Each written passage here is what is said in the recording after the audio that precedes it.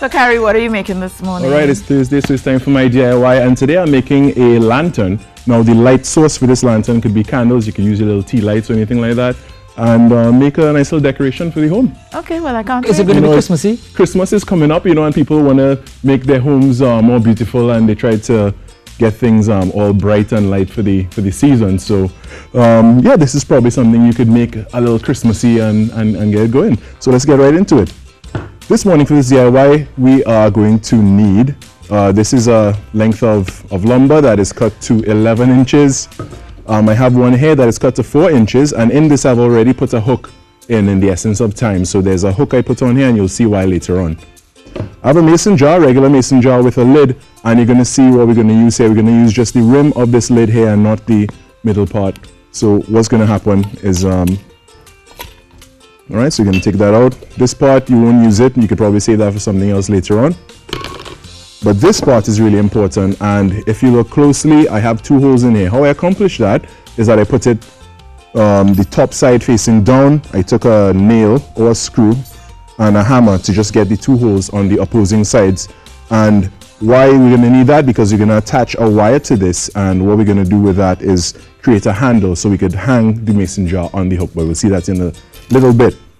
I have a lot of twine over here that is made with natural sisal, and what you want to do first is make a loop around your mason jar. Now there's a rim over here, and that would be your border basically. You want to make a loop around, and you're going to make a knot for your first layer.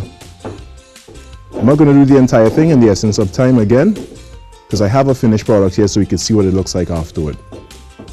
So firstly, you tie a knot, you drag the twine up to the border there, and what you're going to do, using crazy glue or another instant dry glue, you're going to fasten this to your jar. So the first level there, then what you do, you continue wrapping around. And why I haven't cut it away from my roll is that I don't know exactly how much string this would need, so I'll just continue to roll out until I am done. So I'm going to continue going around, and you're going to periodically put some little dots of the instant dry glue so that you're able to keep this nice tight and fastened.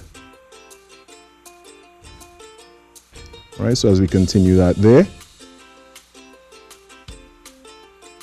so you're going to keep going around until you cover the entire jar. So I'll skip this here right now, and we're going to go across to the stand for it. Well, not really a stand, it's really more like a rack so you could hang from it. As I said, this is cut to 11 inches, and this one is cut to 4 inches, and I have already put a hook in here, and you'll see exactly why I did that.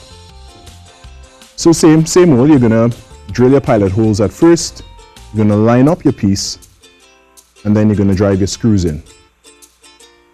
I've already drilled my pilot holes, so I'm just going to drive one screw in first. Lots of drilling happening on the show, yeah?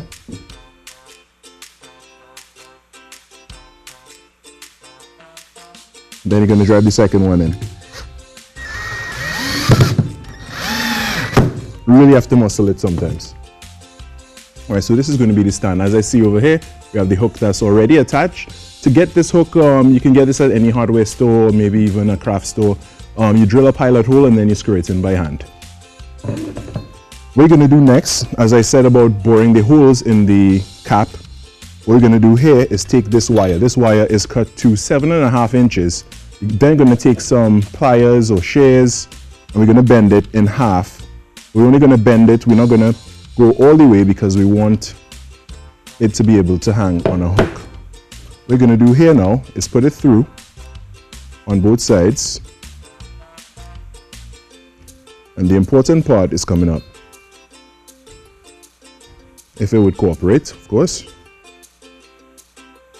Now, when you push these through, you want to ensure that the end is sticking out, because you're going to take those same pliers again and you're going to bend. This you have to pay close attention to. You're going to bend the ends here on the inside. Try to grab only about maybe a 1/4 inch or so. So that'll make the difference between this working or failing. Again, we're going to do the other side, grab about 1/4 inch or so. You're going to just bend the end so that this is able to hook onto the cap. After you finish wrapping this, you could then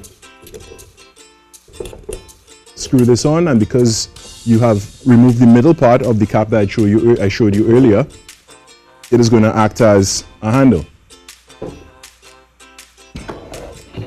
Finally, after you wrap it, what happens, you see a lot of these fibers sticking out, so you're going to take a lighter of some sort and you're going to just burn off the excess.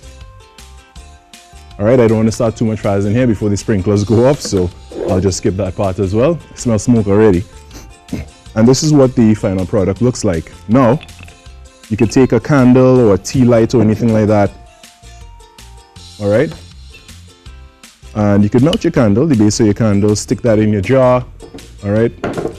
And from there, you could attach this to your wall in your home, after which you can hang this up like this, and you have a nice little lantern. Alright, so that was your DIY on a Thursday with me, my favorite segment here, and that is DIY on now.